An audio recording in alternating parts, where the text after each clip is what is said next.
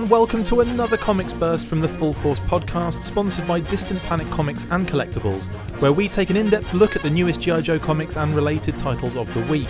I'm Chris McLeod, aka Diagnostic 80, and joining me on the Blarney Stone tonight is Paduardo Spirish Lennon. So let's get into our first comic for this week. Oh, and I should say, spoilers ahead.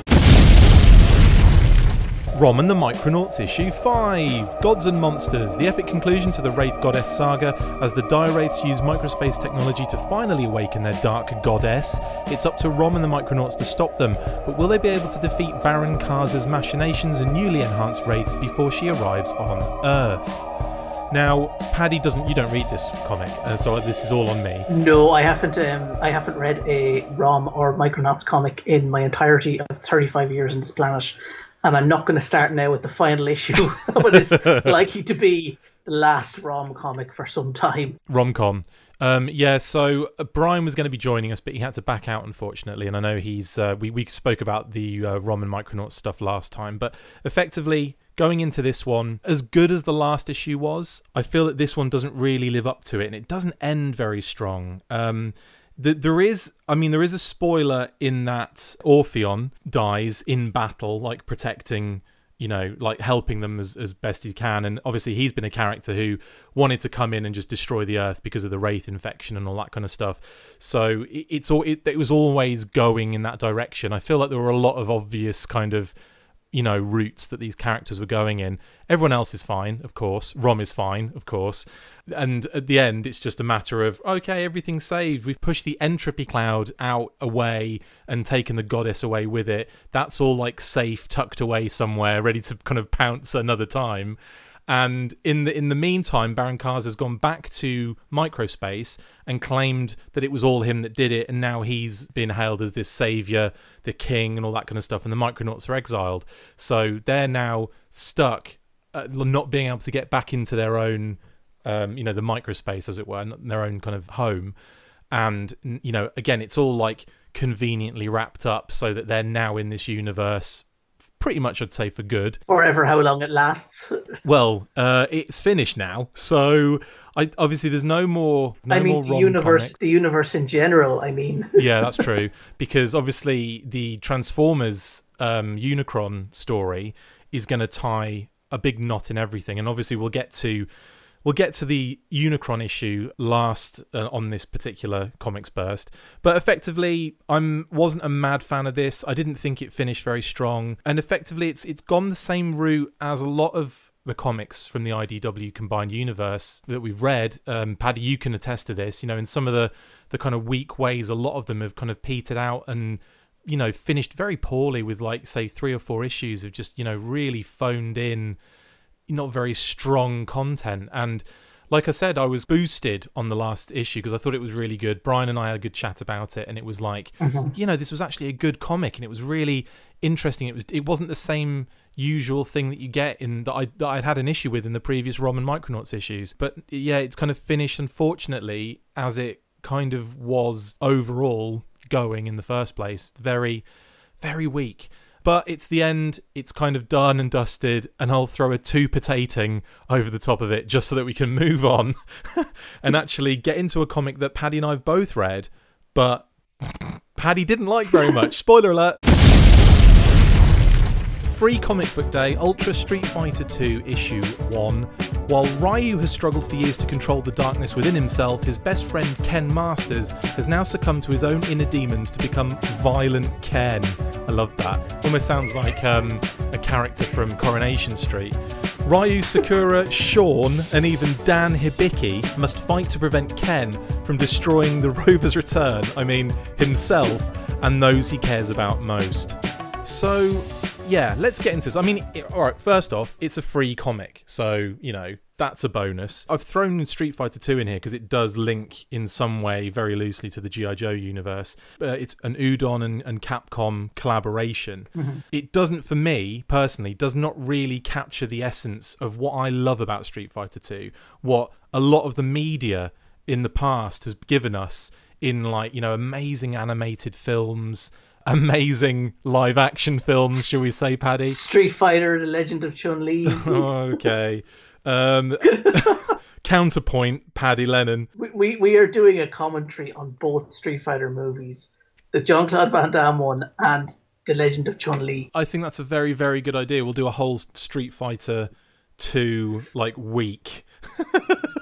Okay, so Paddy, take me through your feelings of the actual comic as a standalone comic. For a comic based on a renowned fighting franchise, it is very, very dull, right? Yeah, very, yeah. It's a very boring read. I always thought the free comic day books were you give someone for free, you give them 20 pages or whatever, and try get them on board to go back to comic shops and buy comics, or get them interested in picking up this as an ongoing series or whatever. Yeah, yeah. This would turn me off from ever buying a Street Fighter comic again. It's not very well done.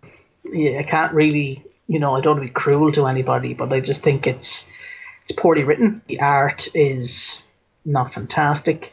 The story just hops around the place for no reason. Yeah. Just to give you another fight scene. And it just, like I said, you don't get a real feeling for any of the characters at all. It's not the worst comic I've ever read, because, Transformers Hearts of Steel, that miniseries exists.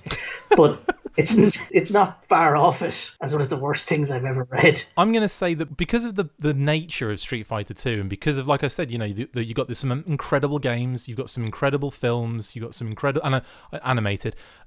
You just got some incredible media around it. Even some good comics in the past as well. But I feel like this one they're trying too hard to create something out of this that isn't the usual what you expect. And I kind of feel like Street Fighter characters, they're all walking around in their uniforms, their fight uniforms a lot of the time, and I just feel like the whole thing of basically it's Ken, violent Ken, he's struggling to keep the demons at bay effectively.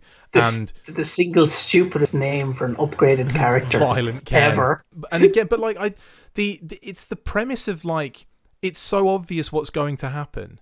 It's it's so obvious that it's oh, well, go to his happy place, which is his family, and that'll keep the violent Ken away. And it's well, okay, I get what they're getting at, but it's very just expected, very obvious, a little bit too obvious, a little bit I know where this is going as you're reading it. So well, he's it's obviously going to be his family are going to be the ones that it's almost leading to that point at the end of the last panel to be and it's my family that keep me from being violent. I'm like, okay, well, great. It's kind of like those American Lifetime movies that they occasionally show over here on the weirder cable channels, where someone's struggling with alcoholism, and they're like, oh no, I keep falling off the wagon. What do I do? Look, I found how volunteering or helping out with the rainforest keeps my demons at bay. I've looked into my child's eyes and I've changed my ways. And now I decide I must stop drinking. Yeah, it is exactly one of those Lifetime movies condensed down to 16 badly drawn comic pages featuring Violent Ken.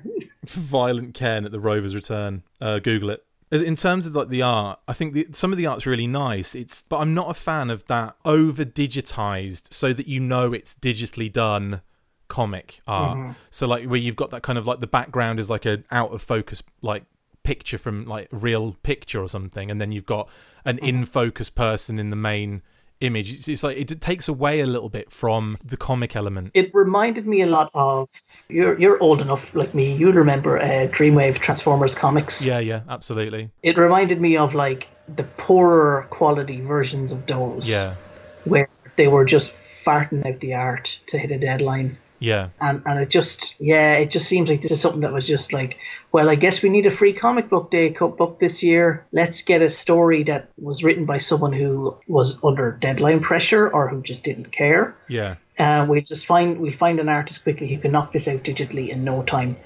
There's just a lack of quality to it, I think. And I know it's free, but as I said, this is supposed to encourage you to buy more comics. And this would not encourage you to buy any more comics. I think at this stage, we don't really need to go any further. But Paddy, what would you give it in terms of a potating? You're going to have to get your Photoshop skills ready. This is one potato that you found in the gutter covered in seagull sick. Oh my God. Okay. I'll think of something. I'll just Google potato covered in seagull sick and hopefully in gutter, and hopefully that'll work. You're you're going to need a safe search off. I'm going to go ahead and say it's another 2 potatings, and it's only saved because I get to look at Street Fighter 2 characters, because that's all I can really take from it. Unfortunately, because I was really looking forward to this when it popped up on the listing. I was like, oh great, I love Street Fighter in any format, so thank you very much. But then I read it and I was kind of like, it was just, you get through. Well, and funnily enough, actually, the free comic book day Ghost in the Shell story was amazing. Like that was, I read that and I thought, wow, that's a free comic. That's actually kind of getting me almost intrigued to jump on. And I think that's, that, like you say, that's the aim that these comics are trying to do at Free Comic Book Day. And I'm not taking anything away from it, because it's great for comic book stores too. As much as they have to like actually order those comics in, they do and pay for them. Exactly, that's what I mean. But at the same time, they do make a lot. I think it's definitely one of the biggest days at Distant Planet for sales. Yeah, definitely. Yeah. So, I mean, I'm not taking away from it, Free Comic Book Day. It's still a great thing. But again, like that anticipation and the excitement of getting a Street Fighter 2 comic, and then it's like an inward look at the Ken's like demons. It's like, oh, I hate that. I just hate that stuff. Like, I just want to be, Ken has been developed. Ryu has been developed. We know everything inside and out. Even if you just played the computer game once, you're given like a backstory. And if you've completed it, then you get the whole, you get loads of stuff. So I kind of feel like, it's almost something that it just wasn't necessary. But anyway. I noticed that they bring Ken's wife into it. Do they even name her? No. No is the answer to that. They don't even get names. They're just not that interesting. That is how much of an afterthought this story is that they don't even name his wife and child. Yeah, so a bit of a weak start so far to this comic burst. Let's hope Transformers can help us. Free Comic Book Day Transformers Unicron Issue 0. Not a whimper, nor a bang, the end comes with a squall of entropy shrieking from the ravenous maw of death itself.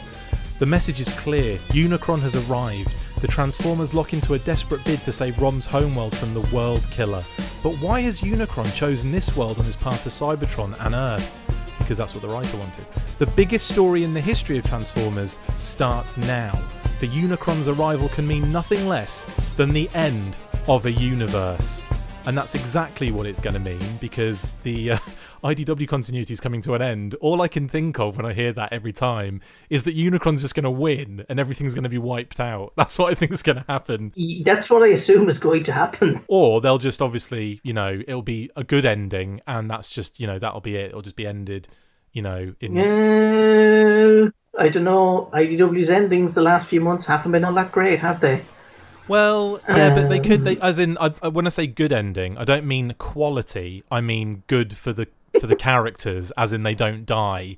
Like I could see it being that they're victorious over Unicron, but at the same time, that's the end of the IDW universe. Do you know what I mean? Rather than it being a literal end of the universe in both IDW's continuity and for the Transformers in that continuity, if you get my meaning. Mm-hmm. But in terms of this standalone comic, I want to hear your thoughts first on this one, Paddy. Take us through what you think about this. And I think you had issues with kind of like the way it's possibly interfering with other comics that are coming out. Yeah, right? we've discussed this before in the podcast. Around the time they were doing First Strike, they ballsed up their release schedule and essentially spoiled the entirety of First Strike.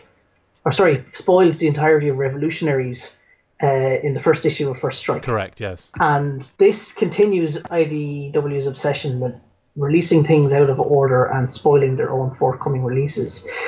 This Free Comic Book Day comic essentially spoils the end of the current story arc of Optimus Prime a month before it's completed. So it's got 2 issues left, and it is now, there's not much point reading it. And it's something they have done it quite a bit lately, where their release schedules have got a little bit screwed up, because they've lost, part of it's because they've lost editors over the last few months. We've spoken about Chris Ryle leaving and moving to Skybound. They'd also lost a couple of other kind of lower level people within the organization. And it seems that just things are just getting missed a little bit. And for them to spoil to release the first issue of a big ongoing, of a big limited series that they're hoping to get lots and lots of readers on board with, and to spoil what's happening in the ongoing comics as part of the first issue of that big limited series.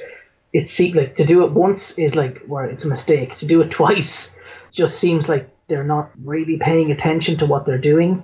And I understand that, they want to release a big deal for Free Comic Book Day. It's a day where there's more people in stores, in comic book stores. They wanted to encourage people to pick up this, final series from the IDW Transformers universe. But it just shows a little bit of, I don't know whether it's a lack of respect or a lack of forethought. We've been buying these comics for years. Even when they weren't very good, I was still picking up the IDW Transformers books. Again, I mentioned Hearts of Steel. And then for them to come along at the very end and say, we're going to do this again, it just seems like a little bit of a, thanks for nothing, guys. And I didn't like that at all. Now, the comic itself is not too bad. A couple of things in it I liked. I liked the idea that Rom's planet is essentially a Cybertronian Connolly. Yeah. Rom's armor is essentially Or-12. Yeah. Shockwave's Or-12. I think that's a good idea. It also means that Rom's armor is contaminated by Shockwave. Nice. That guy is ruining everything. And I wonder if it would be nice if that actually played into something. Yeah. If there was a reason, why Rom's armor has this Shockwave connection. Yeah. I think that would be interesting if it was somehow used to play into what happens in Unicron. In the miniseries it's coming out this summer. I don't think that's going to happen because I imagine, I don't know because I haven't read the 2 issues that this issue is set after, if spoils. I don't know what happens with Shockwave. Well, I know they defeat him because everybody's alive. Yeah. So we have to assume, well, he's going to be beaten. But I wonder if they're going to play this in. And I think it would be an interesting way to play it in, that maybe, Shockwave can control Rom because Rom is encased in something that Shockwave created. Like I said, it's a good idea. It's more strongly ties Rom into Transformers universe. So, that's good. One thing I didn't really, I don't say did not liked, but I thought was a bit of a waste was having Wheeljack dying towards the end of the issue. Yeah. It doesn't really mean anything because we know that this universe is coming to an end, but we also know that Wheeljack is getting a toy in the War for Cybertron toy line next year. So he's going to be back in whatever media follows this. Yeah, sure. They've already announced he's getting a They've already announced he's getting a toy in the next toy line. Well, I think that when they announced that the universe was ending, it doesn't really matter what follows because you know that if if everything's getting rebooted again, then you don't have to invest that. You can just read it almost comfortable in the knowledge that that's sad, but then at the same time you just move on because it's not. You're going to get something slightly different later on, and I agree with that to a degree. How much better would this next 6 months of comics be if we didn't know that this was ending in July? Absolutely. Could you imagine how much fun the last issue of Unicron, he wins. Yeah. And then that's it. And they're like, that's it, he won. Oh, and by the way, that's the end of the IDW continuity. Yeah, totally. That's the end of the continuity, and we're rebooting it in 3 months' time. We see, the reason, though, we find out this stuff, or the reason that it comes out, is because the artists are now on social media, the writers are on social media, so they're tweeting constantly. You've got fans that are, engaging with them, and then when they say... when they say... oh, we don't know what's happening now. We have no idea. You couldn't keep your employees in the dark, but I suppose you could say, there's a media blackout on this information. It'll get out though. People sign non-disclosure agreements all the time, and yet information gets out constantly. But the first time many of the Transformers writers and artists knew that this continuity was coming to an end was when IDW sent out a press release about it. Yeah, so they announced it by press release, and then a lot of the artists went on social media to say, well, we didn't know this. Yeah. And they were wondering whether they were going to have work coming up at the end of the summer. Exactly, yeah. Because, comics are written months in advance, they're drawn months in advance. And most of them were basically told, we don't know if we have work for you from, the end of March. Yeah. Or the end of April or May, whatever it is. I think generally speaking, most of the art and stuff is done for a lot of these issues. Like the next few issues of both the main ongoings are already drawn. But the artists didn't know. A lot of them were going on social media 3 or 4 weeks after after this announcement, kind of saying, we need to look for new gigs, I guess. Yeah. Does anybody know if there's new work coming up? If anybody's looking for artists. I feel like with IDW and a lot of the companies, they almost feel like they need to have something really big in their pocket for like reveals and things like that. And they could easily have just announced Unicron as a comic that was coming up, and it would be like, oh cool, mysterious, don't know what's going on, it's kind of creeping in and stuff like that. But then you're right, he's a big enough deal that he's an event on his own. Big time. You didn't need to announce that this is the end of everything we're doing for the last 13 years. You could have said it's Unicron, it's the Transformers versus Unicron and everybody else, and it's all to play for and it's all at stake. That would be enough to get people excited in checking out the story, I think. I agree. I just feel like these companies feel like they need something massive, and they need to kind of go, well, we've got this, but then let's also say, we're going to let's tell everyone we're ending the continuity, so it charges up this like insane kind of like hype, and people are like, oh my god, they're ending it, why? And then it creates this massive buzz. But again, like I kind of feel like it's all really just because, one, that massive hype and buzz creates, a huge like spread and then interest, and then, people spike in sales. But then also that knowing that a reboot's coming, spiked sales. But knowing that a reboot, and I'm not saying it is, I'm saying from a company's point of view, this is what they think. They wanted to. This is this is why they're doing it. And then, so, they add this next element to try and drum up even like a spike in sales, knowing that also a reboot, whether it's known or not known, is another massive spike in sales. So it's almost like, how can we like get the most out of this situation? But at the same time, you're right, it hasn't had a massive spike.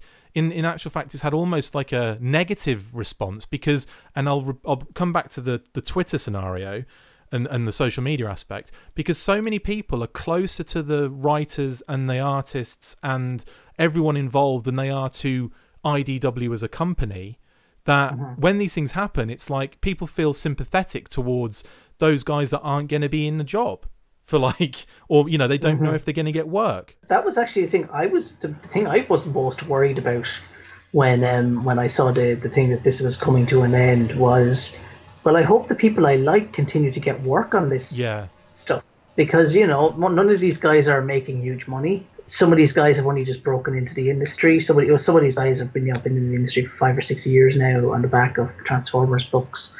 But none of them are rich or successful. They're working stiffs, and to be told, well, we're finishing all this now, and for the artists and writers not to know what was going to come next as to whether they were employed in 3 months' time.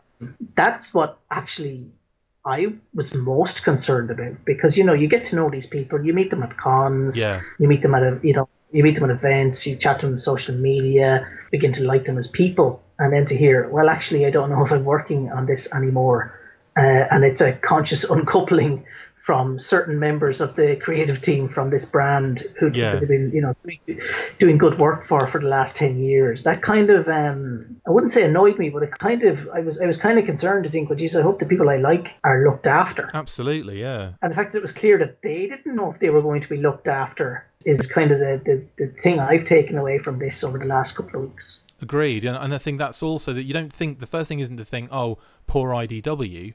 You don't think like, oh, like when you see the Twitter handle or the Facebook kind of thing, you don't kind of go on that post. You post under like, you talk to the writers, you talk to James Roberts, or you talk to, you message those kind of people, and that's where it kind of that's where it kind of puts like people's noses out of joint a little bit. And I think you're right, totally. I think you don't need to kind of reveal everything, and I think it's become more and more the case now that it feels like, because people like respond to that in a certain way, usually online, which isn't the best. I mean, it's not the best barometer for gauging interest in something anyway, because the gauge of interest is unfortunately the numbers like after the fact. You can't it's difficult to know without, obviously you can use that information to some degree. You can say like, well, we've got this huge spike of interest here and here, let's go with that, and that's all you can do with a business. But at the same time, I mean, you've got to think like, what is revealing the end game really going to do? And they've only revealed that it's the end of the continuity, so obviously it just means that we're going to get a wipe clean reboot at the to start off with very soon. Now, they haven't exactly told us what's going to happen. I think we've assumed that Unicron's just going to come through and destroy everything and that's it, but we don't know, because they could finish it however they want to finish it, because it doesn't matter. At the end of the day, when it gets to the end of that comic, obviously you want it to be respectful to what's come before it, because there's been some epic stuff in the IDW universe with this particular continuity. There's been some great comics. There's been some misses, but at the same time, there's you want to respect what has come before. And I get what you mean about, and then coming back to this comic itself, Unicron on its own merits. There are a few things in there I quite liked, but they did show what is effectively Eucharis, the kind of Beast Wars planet, because it's got Cheetors in there, isn't it? I can't remember who's in the panel. Yeah. I think it's Cheetor and a couple of others, and I just think that's really cute. And another Cybertronian colony. I just like that little touch they've thrown in there. As like, here's a few Beast Wars things. Oh, but by the way, their planet's destroyed and they're all dead. So and the Beast Wars are all dead. Yes, the Beast Wars, your favorite Beast Wars characters are now all dead. So they've cleared that nice and quickly, which is something else that's kind of annoyed me, because they made a great point a couple of years ago that the IDW universe was going to become all-encompassing, and if you had a favorite character in Transformers continuity, no matter what that continuity was, they were going to be existing in the IDW universe. So they said the Beast Wars characters are out there somewhere, the Transformers Prime Transformers are out there somewhere, characters like Knockout and so on, and Breakdown, who's appeared in Visionaries, and then they have the whole cast of Beast Wars out there or whatever, and they're all dead now without ever having been used properly, except for Rat Trap turned up for 14 seconds. Yeah, as a flunky in to Starscream earlier on. So the fact that they set up all this stuff a couple of years ago and said it's all out there, it's all to play for, we can use anybody we want to now, because they're set up on these different colonies, and then they don't use any of them. Yeah, well, they just use them to get destroyed by Unicron. They get destroyed. Rather than telling new stories with those characters, they've taken a handful of characters and just used them and overused them for the last couple of years. The Torchbearers, RC, Optimus Prime, the same. They've rather than taking the opportunity when they had, when they relaunched the comics a couple of years ago of dipping into the various continuities and featuring some of those characters, because there's a lot of fan favorite characters in those other series. It's not, Transformers is a broad church now. It's not just G1. Yeah. There's people who came into the fandom on the back of Beast Wars. Yeah. There's people who came into the fandom on the back of Armada. On Michael Bay movies. Or the Michael Bay movies. I know we don't particularly like them, but there are people who do. And the fact that they had this big broad canvas to work with, and they took pains to set it up 3 years ago, and now it's just like, well, it's not happening, we didn't use it, and it's all dead now. Yeah. You look at Cheetor die. I know, that's so sad. I felt my masterpiece money just slipping away on that moment, Yeah. It just feels like there was so much more they could have done with this, had they wanted to, rather than just having the torchbearers stand around and board for the last 2 years. I must admit, we've had conversations about some Transformers comics before, and I just got to the point where it was so much a bit of showing off from the writers at times, where it was so text heavy, and it didn't really go anywhere. It was just everyone was joking, and everyone was funny, and it just got to the point where I was like, do you know what? I'm not actually enjoying this. I don't want dumb action. I just want a nice balance, and I don't feel like I get it with like in the most recent iterations of the Transformers comics. I feel like it's just been so heavily about, I don't know, just like bull Prime all the time as well. Like, you know, well, most of the Optimus Prime comic to date has been people standing around and chatting to each other, just talking. There was that, like, the 2 issues leading up to the one that was actually quite interesting, where Shockwave turned up.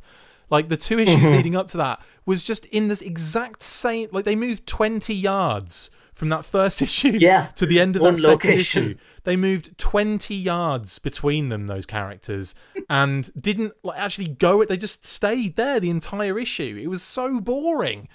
And then trading sentences of exposition exactly for 20 pages. Yeah. And I know The Lost Light has been brilliant at times and it has been good, but again, there's been so many kind of instances when I've read that where I've just been like, oh, do I have to like?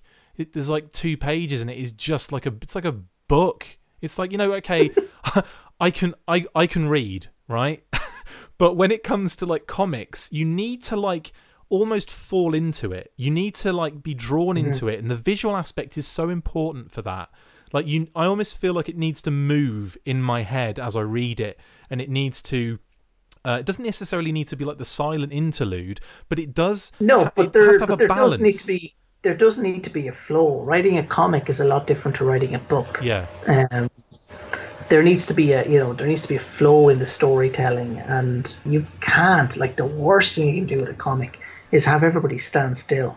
Yeah. For 20 pages. Agreed. And tell you what's happening. Yeah. You're supposed to show people what's happening. Yeah. You know, and some of this is due to, you know, people like John Barber are very experienced writers, and, you know, he has known in the past how to do those sort of stories where things move and chug along. But I think because they've had so long on some of these titles, the writers and the artists, or the writers in particular, they've gotten a little bit too comfortable. Yeah. I personally don't think they should ever let anybody do more than about 2-3 years on a comic. Yeah. 18 months to 18 to 36 issues is probably enough for you to tell whatever story you want to tell the character. Yeah. And I hope when they do reboot it that they are a little bit more, they let people get in, tell a story and get out. Yeah. I do really like the thought of things like, you know, well, I'll tell you what was a really good time for Transformers comics for me personally. Was the Spotlight series, and the fact that it kind of, you know, it was interwoven with the kind of ongoing as well. But I just loved the fact you could kind of dip in and out, and there'd be these nice little stories that kind of stand alone. I never got bored in a Spotlight story. I loved them all. Like, I really enjoyed them, and I was like, oh my god, there's going to be that one. Oh, great, you know, next one, oh, fantastic. And that's how I spoke. Because and I know Simon Furman wrote most of them, but it forced them to tell a story in one issue. Yeah, exactly. You have 22 pages to do a character study on Hot Rod. Yeah. Get it done. Or Ultra Magnus. Get it done. I even find, like, you know, 5 to 6 issue arcs can get, you know, if they're done well, obviously that's perfectly fine. But sometimes I find 5 to 6 issue arcs very by the numbers in a like a bad way. Like, you'll see it like and then, like, we've had this conversation with Transformers Visionaries, how, you know, how are they going to fit that into the last issue? Oh, that they're going to narrate most of it. That's how they're going to do that. They didn't. Yes, I was going to say I didn't get to cover Transformers Visionaries issue 5 because I was sick. But you were sick because of reading it, right? The worst, but isn't, I said we reviewed issue 4. I said issue 5 is going to be too busy. They won't get it wrapped up properly in one more issue. Yeah, that was the most convenient. No, it was the most convenient ending. It's stuffed in there. It was as if someone was giving you a summary of 3 or 4 issues of a comic. Big time. Because they're like, well, okay, we have 1 page for Leoric to convince the other guys to join him again. Leoric apparently is the greatest orator since Abraham Lincoln, and can turn a bunch of guys who've turned evil to good with less than 70 words of dialogue. What kind of annoyed me about it was the fact that I said from the start the first or the last issue could do with being double-sized so that they could get the story told. And as it turned out, the last issue would have been perfect to be double-sized, and I even, I hinted it was that a possibility, and you were like, well, it hasn't been advertised, so no. And it wasn't. It wasn't a double-sized issue, and it needed to be. And I think even with a double-sized issue, it would have been packed, but it would have definitely given that story so much more breathing space. Just a little bit of room, to breathe. Yeah, exactly. Just so you could actually go, again, you don't need to be told. You need to follow it. You need to see it happen. And you don't need them to be telling you what's going on. Like, that really bugs me. And the whole narration thing. And it wasn't even at the beginning. It was about halfway through that issue that they started narrating.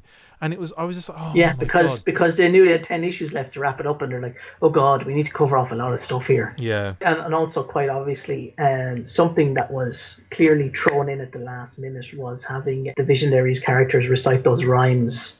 Yeah. Which I think is something from the originals. Yeah, it is. Yeah, right. Yeah, to get their magic staffs. Yeah. Obviously, they read a complaint online somewhere about the first 2 issues, and then told the writer, "Oh, maybe you should tie it in a little bit more to the classic Visionaries. Could you do this or this or this?" Yeah, yeah. I could see that. Yeah. Rather than because when Madeline, you spoke to Madeline when you interviewed her a few months ago, she said she knew very little about them altogether. Yeah. And then suddenly she's dropping like visionary rhymes. She's dropping mad verses. By the last issue, she had obviously been told by somebody, you better learn some of this quick.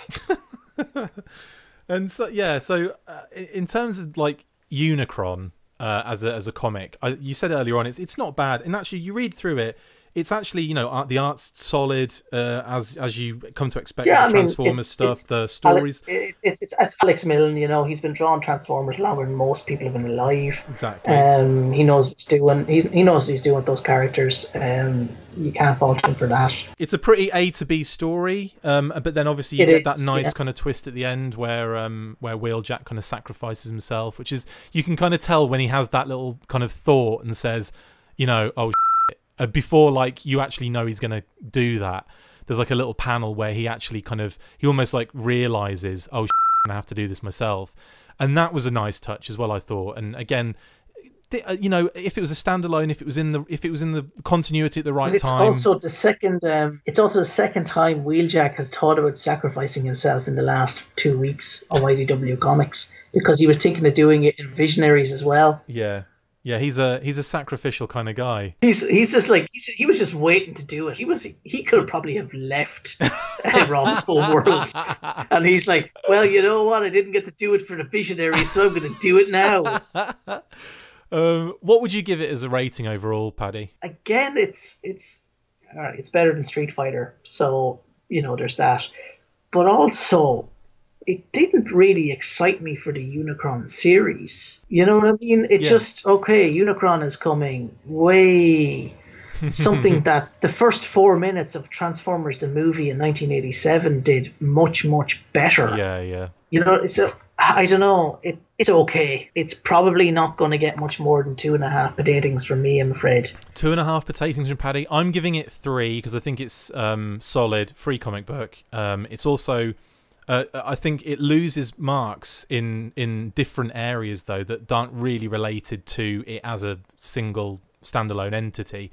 It loses marks, obviously, for throwing out the kind of continuity rule book again. And something I have been frustrated with IDW on numerous occasions has been this constant issue with both order with which they bring the stuff out and almost like the lack of care they take sometimes with some of that. It really bugged me that they ruined the biggest reveal, not arguably, the biggest reveal in First Strike and Revolutionaries, that being Joe Colton as Baron Ironblood. I mean, that was so important to the story that when it was ruined, I actually lost interest in the rest of that. I just lost interest in the rest of the story. So First Strike as a series, I was not interested. I got it. I still bought it. I still read it. I just was not enthused because that had been basically, it's like getting punched in the gut. Like, you just kind of like, oh, what? Why is this happening? Because one of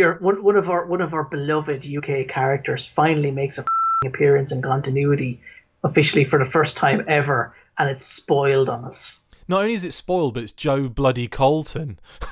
It was a double kick in the nuts if you were an Action Force fan. Super kick to the testicular area. And this is the same, and this is part of the reason why I'm marking this down, because it's just like, guys, get your act together, please. And if you are going to relaunch later this year, early in the new year, get your ducks in a row. Big time. You know what I mean? Have a few issues in the bag.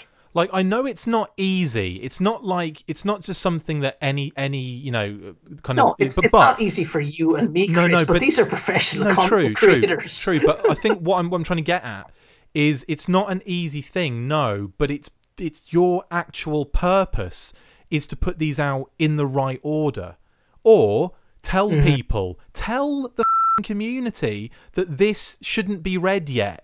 Or, if you're going to release it, then say it's going to be out of continuity, but we're releasing it now because of this reason. They don't. They just throw it out there, unbeknownst to you, who, follow comics, religiously.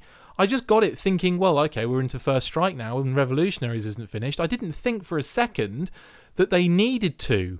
I just thought, well, I'm just trusting the company, and I'll go straight into it. But then, bang, heads up. And that's kind of, I think, the main issue here is if you're going to be doing that kind of thing, then it just shows complete lack of care. It shows a complete lack of professionalism.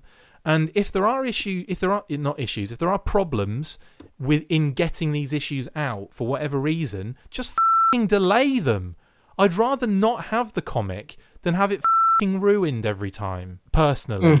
But they're committed to release dates at retailers. They're committed to whatever the marketing and so on. The budget is spent.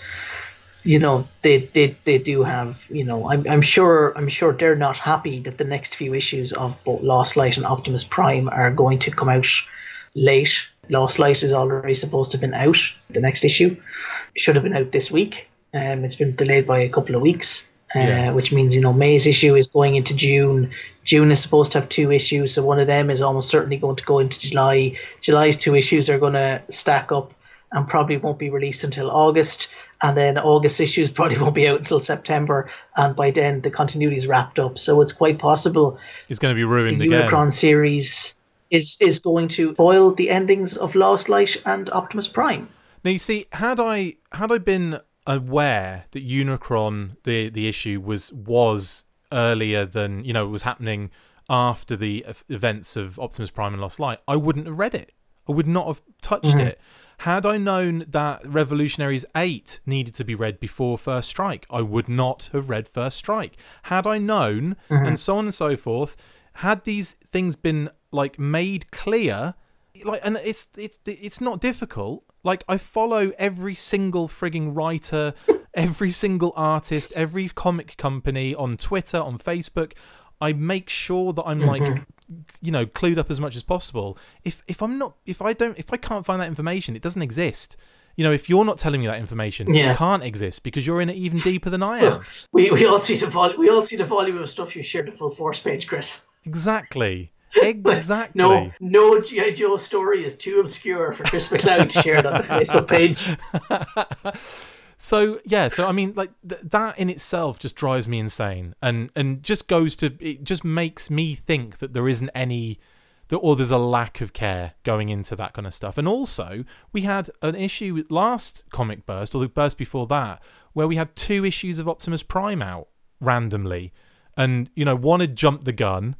And all of a sudden, one was released a week early in the States just because of a shipping error or whatever. Yeah, but this thing is all the time, and then distribution's an issue. That's a mess.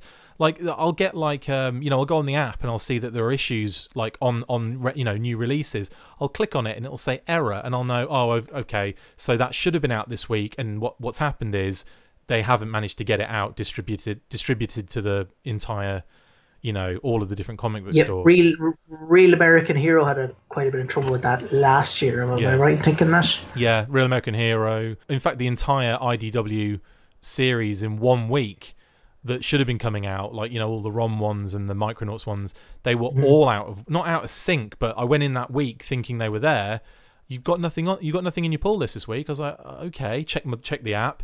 All errors on the on the app. I'm like, oh, for fuck's sake, like seriously. But anyway, yeah, that's life, I suppose. But it seems to be the way of the universe for IDW at the moment, and I hope this reboot with the Transformers issues, I hope it really does bring about a tighter schedule. You know, it's like, get that stuff done and dusted and get it out, you know. But really probably what they need to do is release less books. Yeah, I agree.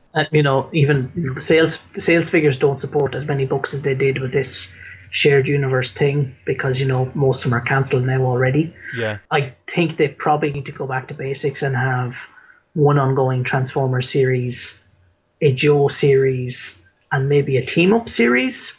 If they're going to go back in and have shared universe for this new reboot, they probably shouldn't have more than 3 or 4 books out, realistically. Yeah. Just to keep everything on an even keel. There isn't a big enough market for 2 Transformers books, because the sales in both of those titles have halved. Yeah. So they probably need to just have one main line book for Transformers, with the occasional mini-series or spotlight or whatever. G.I. Joe should probably have a book. I hope it gets another book. And then, like I said, maybe one of the other series, because I don't think there clearly isn't the audience for ROM and Micronauts, as in the individual comics, because they have to put those two together to justify doing another 5 issues. There wasn't the audience for Mask. So I think I would when they're rebooting next year, first of all, I hope they set up this. I hope they do keep the shared universe idea. Yeah, I did enjoy quite a bit of it. Too ambitious, too big. Too ambitious, too big. Half these characters don't deserve media supporting them. Let's be honest. Let's be honest. Let's be honest. They don't. You know, Mask doesn't have a fucking audience anymore, and they really should have just done a full-on reboot of Mask and not even mentioned Miles Mayhem or Matt Tracker, and done something completely new with Mask. They probably should have done something completely new with G.I. Joe and just forgot about the IDW G.I. Joe universe entirely, because that thing's been a disaster since Cobra Civil War 5 or 6 years ago. Realistically, when they were thinking about doing this whole shared universe thing, they should have just rebooted everything. Yeah. And started from first principles again. You know, maybe waited a year, let Lost Light and Optimus Prime wrap up, and then have started over again. And hopefully that's what they do in 6 months' time when they relaunch again. Yeah, I agree. I think the like where it was like kind of, you know, First Strike, Revolutionaries, Revolution and stuff. I was interested, and I liked the kind of that, you know, that format, that kind of crossover worked. It was when they started splintering off and they all had their separate books that it started getting a little bit, well, you could see immediately like there was a real, you know, like I was just interested in 2 areas of it, and the rest of it was just very much just reading it for the sake of it, I think, for a lot of that. I'm relieved that Rom and the Micronauts has now kind of come to a conclusion. It's like I feel almost like, well, you know, at least I don't have to worry about buying that anymore, which is really sad. But like you know, again, because I really enjoyed the start of Rom. I really got into that. I was never really a massive fan of what they were doing with Micronauts. It didn't feel well, like you know, it was in the right based universe. Based on the sales figures, neither was anybody else, Chris. Yeah, true.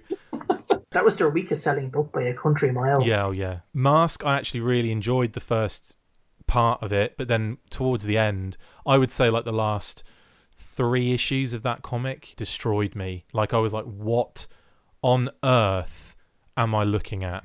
I thought it was rushed to within an inch of its life, like that. You know, they were obviously didn't care to ruin the continuity in that stage. They just rushed that out as fast as they possibly could, which was a shame, because I knew Brandon wanted to do something on a bigger scale, and, you know, had to kind of change that up at the last few issues. And I know that they switched art on it because it was taking too long to do the, I would imagine, too long to do the better art.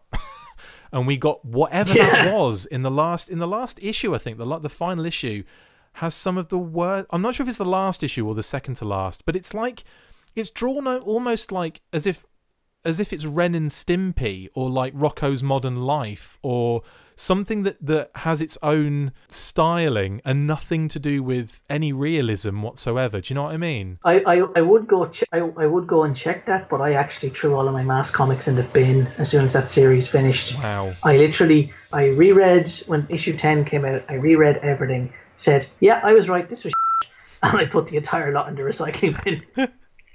Well, anyway, so I have never done that before, Chris. I have never thrown away comics. I've given them to charities. I've dropped boxes of comics up at the Children's Hospital here in Dublin. yeah. I actually just decided, you know what? I didn't even want to inflict this on a sick kid. Oh, wow. Anyway, on that bombshell, I think we should bring this to an end because it's just become an hour-long rant about how annoyed we are at comics, which is quite funny. Well, that's it for this instalment of the Full Force Comics Burst, or the Comics Blair, this week. Thank you to my awesome co-host, Paddy Lennon. See you next time, and as always... Well, no, I'm not even going to say it this time. It's just going to be an explosion.